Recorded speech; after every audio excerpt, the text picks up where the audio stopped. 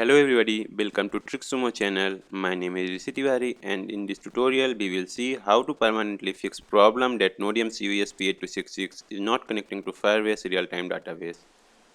So we use this Firebase Arduino library to connect NodeMCU to Firebase, but problem with this library is that whenever Google Firebase changes its SSL certificate, then we need to change SSL fingerprint in our code. Now if you are going to make your college project or consumer grade product, then this may become a big problem.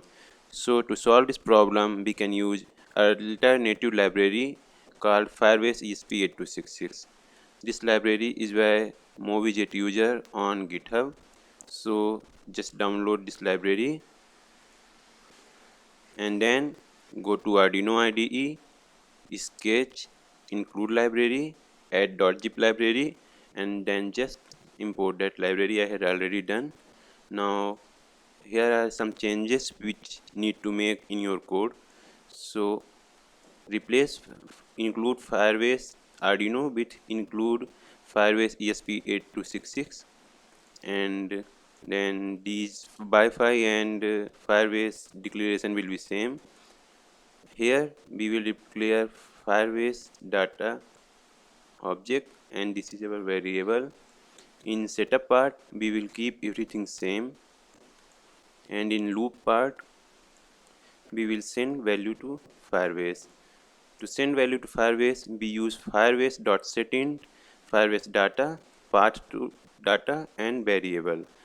This will send value to Firebase, and if value sent successfully then it will return 1 or else 0, and if fail to send this value then it will give error. I had already uploaded this code, so let's see it's working or not.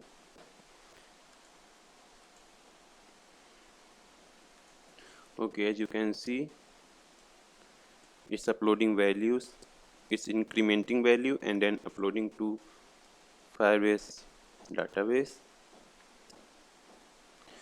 Now some features of this library are that you do not need to update Firebase fingerprint, Firebase SSL fingerprint, and second feature is that it automatically reconnect to Wi-Fi.